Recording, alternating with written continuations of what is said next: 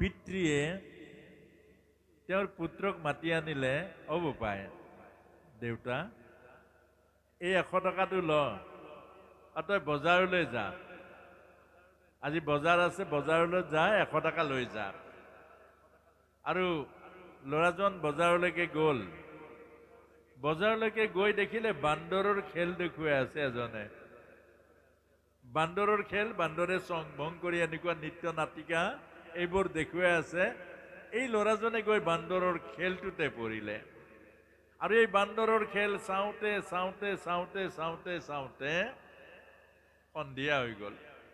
সূৰ্য দেৱতা অস্তগামী হওঁ হওঁ হ'ল। তেতিয়া তেওঁৰ সময় গুচি গ'ল বজাৰৰ, আৰু টকা 100টো বান্দৰৰ খেল দেখুৱাজনে লৈ ল'লে। আৰু লৈ লোৱাৰ পাছতে ল'ৰাজন আহি ঘৰ পালে। দেউতাকে সুধিলে, বজাৰ পালিনে? বোলে পালো। কি আনিলি? বোলে একো নাই। কেলে? বোলে বান্দৰৰ খেল চালো।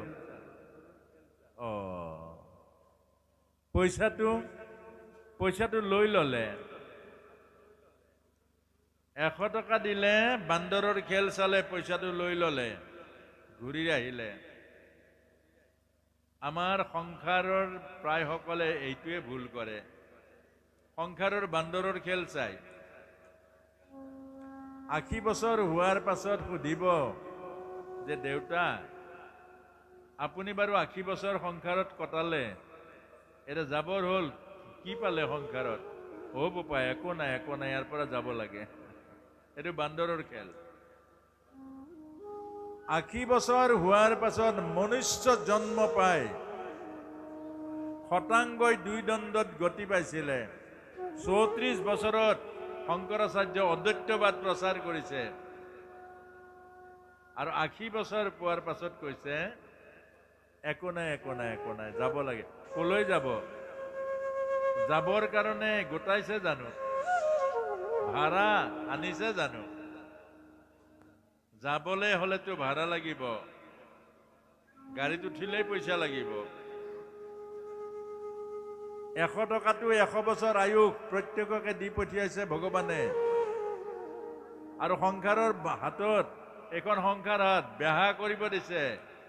প্ৰেমৰ বেহা, মৰমৰ বেহা, ভাল পোৱা, সেৱা, দান, এইবোৰৰ বেপাৰ কৰিব দিছে।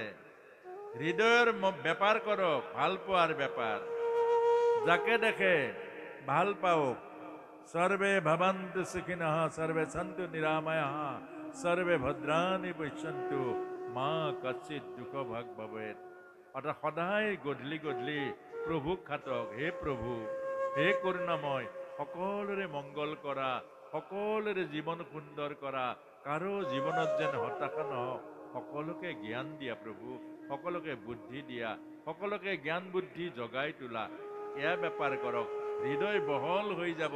এদিন বহল হৃদয়ে ভগৱত লাভ কৰিব, ঈশ্বৰক পাব। প্ৰেমৰ বেপাৰ কৰিব দিছে। সকলোকে পুত্ৰৰ নিচিনা দেখক, এইটো প্ৰেমৰ বেপাৰ। মোৰ ল'ৰা, মোৰ ল'ৰা, মোৰ নাতি, মোৰ নাতি, এইটো আসক্তিৰ বেপাৰ। আসক্তিৰ বন্ধনৰ পৰা মুক্ত হওক, প্ৰেমৰ বেপাৰ। আপোনাক চবে ককা বুলি মাতে, অকল নিজৰ ল'ৰাটো এইটো ককা, নাতি নাতি, বাকীবোৰ কি? বাকীবোৰ কি? পৰৰ। মনত ৰাখিব, হৃদয়খন ইমান সংকীৰ্ণ নকৰিব। হৃদয়খন বহল কৰি দিয়ক। আপোনাক সকলোৱে ককা বুলি মাতিছে, চবকে নাতি দেখক, সমান মৰম কৰক, সমান দৃষ্টি দিয়ক, সমান চকুৰে চাওক। এইটোৱে বেপাৰ কৰিবলৈ দিছে। সেৱাৰ বেপাৰ, সেৱাৰ বেপাৰ কৰক। অকল নিজৰ ল'ৰাটোকে নহয়, আনৰ ল'ৰাকো এবাৰ কিবা এটা খুৱাওক, কাৰোবাক কিবা এটা দি লওক। আপুনি কাৰোবাক কিবা এটা দিয়ক। দিয়াটো ৰেকাৰিং ডিপজিট। দিয়াটো আপোনাৰ নাযায়, ই জমা থাকিব, ৰেকাৰিং ডিপজিট। দান এটা ধৰ্ম, দিলে পায়, 2 গুণ পায়, 3 গুণ পায়। বেংকত থলে যেনেকৈ ৰেকাৰিং ডিপজিটত পইচা পায়, সুতে মূলে পায়, আপুনি আজি কাৰোবাক দান কৰিছে, সুতে মূলে পাব। দান হল ধৰ্ম, দিলে পায়। আৰু আজি যে বৰ পুণ্য পাইছে আগৰবাৰ দি থোৱাৰ কাৰণে পাইছে। গতিকে খাই লৈ ধৰুৱা নহ'ব। কাৰোবাৰ পৰা আনিলে ভাবিলে ইয়াক ঠগি আনিলো যে মোৰ আৰু হাৰিলো, এতিয়া মোৰ আৰু জমা আছে। মনত ৰাখিব এদিন ধাৰ মাৰিব লাগিবই। বহুতে বেলেগৰ ল'ৰা ছোৱালী তুলি আনি চব ধন টকা পইচা তাকে দি দিয়ে। কেলে? কাৰোবাক নানাকেতো গাঁৱৰ ল'ৰাখিনিকে দি দিব পাৰে, নিদিয়ে কেলে? বহুতে চাব যে গাঁৱৰ গোটেই অন্তত ৩-৪টা ল'ৰাখিনিক মই ল'ৰা বুলি ভাবি চব ধন বিলাই দিয়ক, আপোনাৰ সেই গাঁও থকালৈকে আপোনাক দেৱতাৰ নিচিনা পূজা কৰিব, কিন্তু আপুনি দিব নোৱাৰে। কোনোবা এজনক মাতি আনি চব দিব, তাৰ লগত আপোনাৰ হিচাপ আছে। আগৰ জন্মত তাক ঠগি থৈ দিছে, আৰু সেইকাৰণে আজি এই জন্মত 1 পইচাৰ পৰা গোটাই এদিন তাক। সেইকাৰণে এই সংসাৰৰ হিচাপত চলে, বেহিচাপত নচলে। সেইকাৰণে কাৰো পৰা ধাৰ নাখাব, এদিন ধাৰ মাৰিব লাগিব। উপকাৰ কৰক, এদিন উপকাৰ পাব। আৰু উপকাৰ কৰিলে আপুনি উপকাৰ পাব। আপুনি সেৱা কৰক, জীৱনৰ সুখ পাব, আনন্দ পাব। যিমান সেৱা কৰিব সিমান জীৱন শান্তি পাব, আনন্দ পাব, ৰস পাব।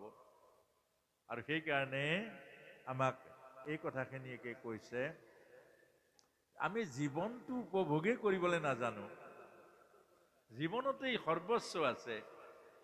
স্বামী ভাৰ্যাৰ মাজত কিমান মধুৰ আনন্দ আছে বাৰু, কিমান আনন্দ।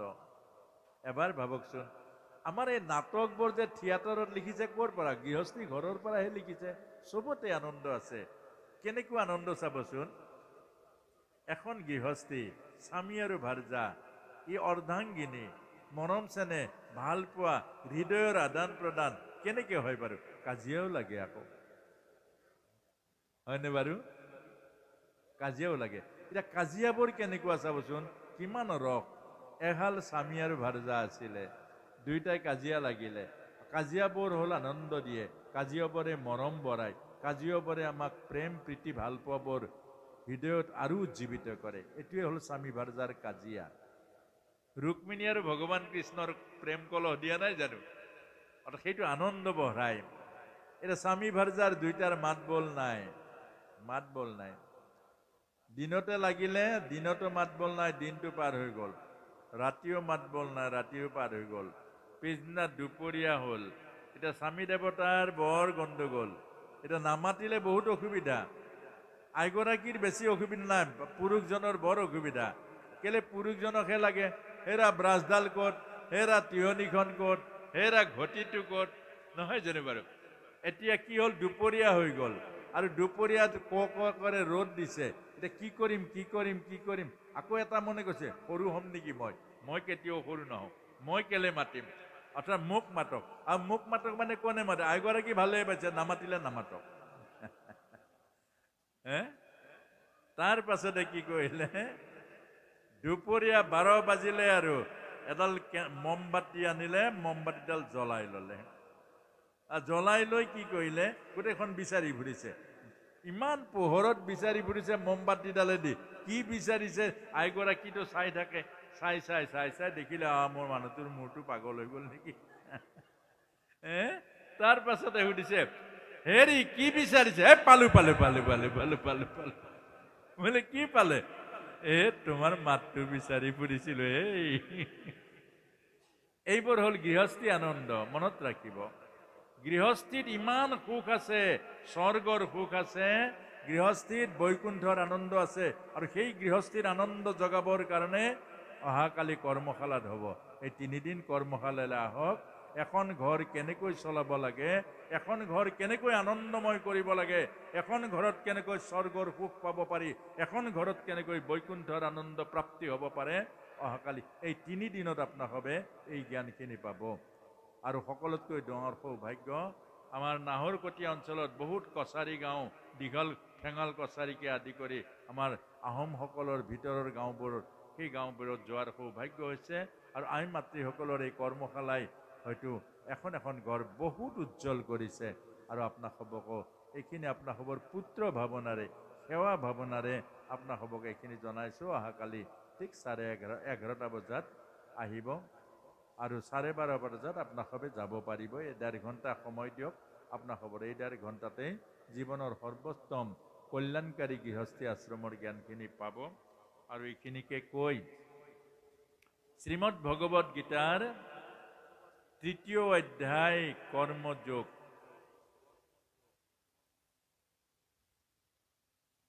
কৰ্মযোগ। আচ্ছা, কৰ্ম মানে কি? কৰ্ম মানে হল জীৱন। কৰ্ম মানে হল জীৱন। কৰ্মতে পাপ হয়, কৰ্মতে পুণ্য হয়। কৰ্মৰ মাজেৰে ভক্তি হয়, কৰ্মৰ মাজেৰে আসক্তি হয়।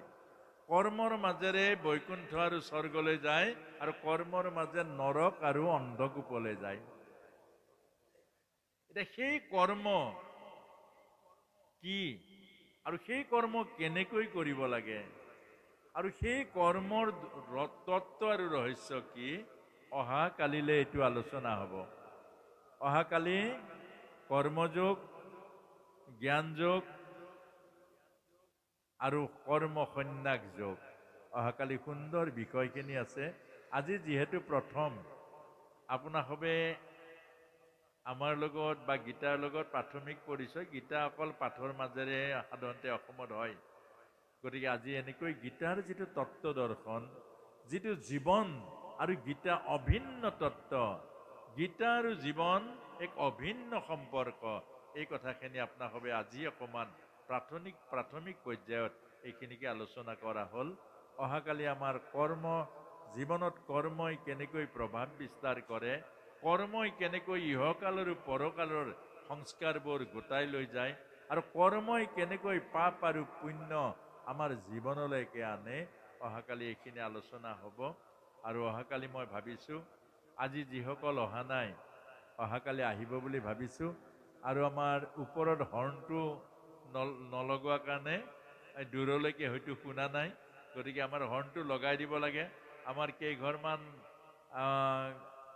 পৰিয়ালৰ অকণমান সামাজিক এতিয়া এটি চোৱাৰ কাৰণে আহিব পৰা নাই। মই ভাবিছোঁ তেৰা সমস্ত গৃহৰ পৰাও শুনিব পাৰিব।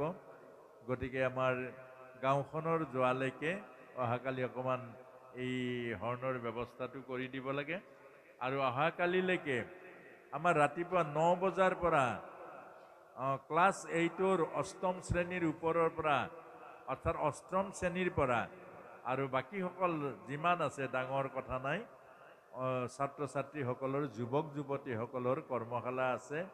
এইটো মেডিটেশ্যন হ'ব, অলপ আধ্যাত্মিক আৰু যোগা আৰু থিয়ৰী আৰু প্ৰেক্টিকেল, অলপ তেওঁলোকৰ উপযোগী কৰি জ্ঞানখিনি, আৰু প্ৰেক্টিকেলটো হ'ল মেডিটেশ্যন।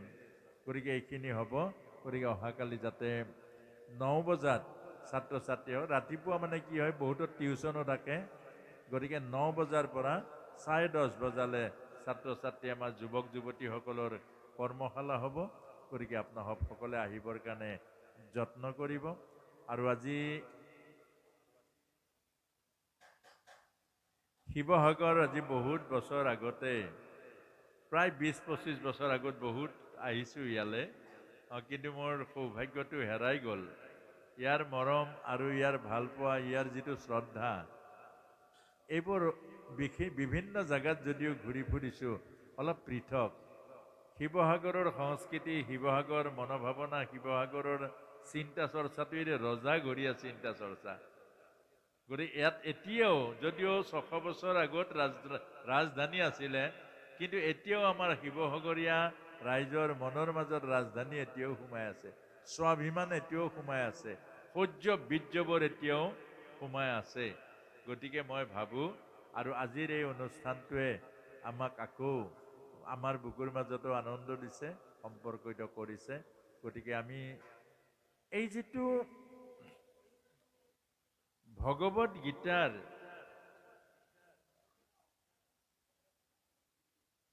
এই যিটো অধ্যয়ন আৰু অধ্যাপনা, এইটো যুৱ প্ৰজন্মক লাগে। আমাৰ বহুতে গীতা পঢ়িবলৈ নিদিয়ে। কেলে গীতা আমাৰ কেলে নিদিয়ে? আমাৰ ভকতসকলৰ মাজতহে নিদিয়ে, ভকতসকলৰ মাজতহে নিদিয়ে। কিন্তু আপুনি জীৱনৰ কাৰণে পঢ়িবলৈ নিদিয়ে শব্দটো নাই, আছে জানো বাৰু? আমাৰ ইউনিভাৰ্চিটিত বা কলেজবিলাকতো 25 নম্বৰৰ মাৰ্কছে আছে গীতাত। গতিকে মই ভাবোঁ আপোনাসৱক, আমাৰ যুৱ সমাজখনক আপোনাসৱে সংস্কৃতৰ যিটো 700 শ্লোক থকা গীতা এইটো পঢ়িব। প্ৰত্যেকে নিজে নিজে এখন এখন কিনি ল'ব আৰু তাত সংস্কৃত শ্লোকবোৰ পঢ়িব, এদিন বুজিব। টাইম লাগিব, এদিন বুজিব। আমাৰ তেলেগু ভাষাটো যদি বুজিব পাৰে তেলেগুৱে, ভাৰতীয় মানুহে সংস্কৃত বুজি নোপোৱাৰ কথা নাই, কিন্তু আমি তাক অধ্যয়নটো একেবাৰে নকৰোঁ। গতিকে তাৰ তলত আকৌ ব্যাখ্যাবোৰ আছে আৰু তলত ভাঙনিবোৰ আছে। গতিকে ভাঙনিখিনিতে গোটেই গীতাৰ ৰহস্যটো সোমাই আছে আৰু সেই 700 শ্লোকে হ'ল ভগৱানৰ মুখৰ বাণী। আৰু এই 700 শ্লোকৰ প্ৰথম শ্লোকটো কৈছে, ধৃতৰাষ্ট্ৰই, এজন অন্ধজনে কি প্ৰশ্ন কৰিছে, মোৰ ল'ৰা আৰু পাণ্ডুৰ ল'ৰা যুদ্ধক্ষেত্ৰত গৈ সঞ্জয় কি কৰিলে? ধৰ্ম ক্ষেত্ৰে কুৰুক্ষেত্ৰে সমবেতা যুজুৎসৱঃ মামেক পাণ্ডৱচ্ছেব কিম কুৰুবত সঞ্জয়। আৰু প্ৰশ্নও নাই আৰু মাতো নাই। অৰ্থাৎ আমাক এইটোৱে বুজাইছে, জ্ঞানহীন প্ৰজ্ঞাহীন মানুহৰ মাত্ৰ এটাই প্ৰশ্ন, মোৰ ল'ৰা আৰু মই, আৰু নাই। ভায়েকৰ কি হৈছে দৰকাৰ নাই, সমাজখনৰ কি হৈছে দৰকাৰ নাই, নামঘৰ থাকক বা নাথাকক দৰকাৰ নাই। মুঠৰ ওপৰত এটাই বস্তু, মই আৰু মোৰ পৰিয়ালটো, বাছ। এইজন জ্ঞানহীন মানুহৰ এইটোৱে প্ৰশ্ন। আৰু না জীৱনক জানিবলৈ, না জীৱনক বিচাৰিবলৈ, না সৎসংগৰ চিন্তা কৰা, না ভাই ভাতৃ, না বংশৰ চিন্তা কৰা, নামঘৰৰ চিন্তা কৰা, এইজনৰ এইটো ক'তো নাপায়। এইটোৱে হ'ল ধৃতৰাষ্ট্ৰ। ধৃত মানে ধৰি থকা, ৰাষ্ট্ৰ মানে শৰীৰ। এতিয়া দ্বিতীয় শ্লোক কৈছে সঞ্জয় হ'ল ধৃতৰাষ্ট্ৰৰ মন্ত্ৰী। এদিন ব্যাসদেৱে ধৃতৰাষ্ট্ৰৰ ওচৰলৈ গৈ কৈছিল যে, মহাৰাজ আপুনি জীৱন যুদ্ধখন চাই নেকি? অৰ্থাৎ আত্মজ্ঞান লাগে নেকি? খুব ধ্যান দি শুনিব। জীৱন যুদ্ধ মানে আত্মজ্ঞান, আত্মজ্ঞান মানে নিজৰ জ্ঞান লাগে নেকি?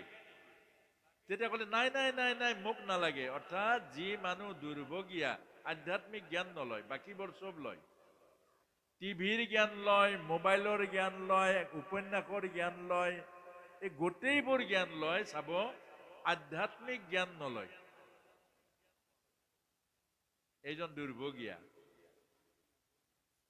যি মানুহে আধ্যাত্মিক জ্ঞান নলয়, ঘৰতে গুৰু আছে, ঘৰলৈ গুৰু গলেও নলয়, গীতা অসমীয়াত লিখিলে তথাপিও গীতা নপঢ়ে, নামঘৰ গুৰুজনাই বৈকুণ্ঠত তথাপিও নামঘৰৰ সৎসংগ কেলে? আধ্যাত্মিক জীৱনটো বেয়া পায়। এইটো দুৰ্ভগীয়া। আৰু ধৃতৰাষ্ট্ৰৰ ওচৰত স্বয়ং ব্যাসদেৱ গৈ কৈছিলে, তুমি জীৱন যুদ্ধখন চোৱা নেকি? জীৱন কেনেকৈ স্বৰ্গলৈ যায়, জীৱন কেনেকৈ নৰকলৈ যায়, জীৱন কেনেকৈ সুখেৰে আনন্দিত হয়, জীৱন কেনেকৈ দুখেৰে জ্বলি জ্বলি পাৰ হয়। নাই নাই নাই, মোক নালাগে, মোৰ এই সঞ্জয় মন্ত্ৰী, তেওঁক দিলেই হ'ব। অৰ্থাৎ সঞ্জয়ৰ অৰ্থ হ'ল, যি পুৰুষে ইন্দ্ৰিয়ক নিয়ন্ত্ৰণ কৰিছে, যিজন মানুহে ইন্দ্ৰিয়সমূহক জয় কৰিব পাৰিছে, এইজনে গীতাৰ অৰ্থ বুজি পাব, এইজনে গুৰুৰ কৃপা বুজি পাব। মনত ৰাখিব। যি ইন্দ্ৰিয় জয় কৰিব পৰা নাই, যি ইন্দ্ৰিয়ক অন্তৰ্মুখী কৰিব পৰা নাই, যি ইন্দ্ৰিয়ক বিজয় পাব নোৱাৰে, এইজনে গুৰুৰ কৃপা নাপায় আৰু এইজনে গীতাৰ তত্ত্ব নাপায়। সেইকাৰণে সঞ্জয়ে 40টা শ্লোকেৰে ধৃতৰাষ্ট্ৰক জ্ঞান দিছে, গীতাৰ যুদ্ধক্ষেত্ৰৰ জ্ঞান দিছে। আৰু শেষত গৈ ভগৱান কৃষ্ণৰ সখা অৰ্জুন তেওঁ ৮৫টা শ্লোকেৰে জীৱনৰ সমস্ত তত্ত্ববোৰ বুজি লৈছে। জীৱনৰ যিবোৰ প্ৰশ্ন, জীৱনৰ যিবোৰ অজ্ঞানতাৰ কেনেকৈ দূৰ কৰিব পাৰি, জীৱনক কেনেকৈ উদ্ধাৰ কৰিব পাৰি, জীৱনক কেনেকৈ জগাই তুলিব পাৰি, জীৱন ক'ত দুখ হৈছে, জীৱন কোনটো মূৰত সুখ পায়, এই ৮৫টা প্ৰশ্নৰ দ্বাৰা ভগৱান কৃষ্ণৰ পৰা জীৱনৰ সৰ্বোচ্চ কল্যাণ আহৰণ কৰিছে আৰু আমাক দিছে ভগৱত গীতা। সেইকাৰণে হৈছে পাৰ্থ বৎস সুধীৰ ভোক্তা দুগ্ধাং গীতামৃত মহৎ। অৰ্থাৎ ভগৱত গীতা হ'ল এজনী গাই গৰুৰ নিচিনা, প্ৰশ্নকৰ্তাজন হ'ল অৰ্জুন পোৱালী, আৰু আমাক বক্তাজন হ'ল গাখীৰ খীৰাওঁতা, আৰু শ্ৰোতাসকল হ'ল পানকৰ্তা। এই কথাটোকে বুজাইছে। আৰু ভগৱান শ্ৰীকৃষ্ণই ৫৭৫টা শ্লোকেৰে শ্ৰীমদ ভগৱত গীতা আমাৰ জগতক বুজাইছে। আৰু কলিৰ মানুহৰ তৰণৰ কাৰণে ভগৱত গীতা কৈছে। গতিকে এইটোৱে হ'ল গীতাৰ পৰিচয়। আৰু মই ভাবোঁ আপোনাসবে গৈয়ে শুই নিদিব, আপোনাসবে গৈয়ে অকণমান ৫ মিনিট ১০ মিনিট হ'লেও বহিব টেবুলত, এই কথাখিনি লিখিব।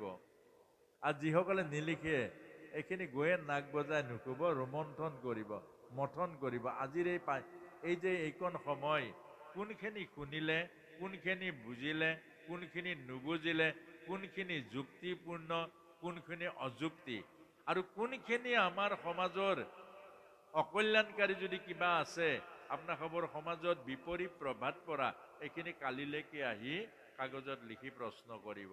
কাৰণ ৪ দিন পাছত মই নাথাকো, যামগে। কিন্তু কিবা যদি নকব লগা কথা, আপোনাসবৰ সমাজৰ বিসংগতি কথা ইয়াত কৈ যাওঁ, সমাজখন গণ্ডগোল লাগিব, সমাজখনৰ সমস্যা হ'ব।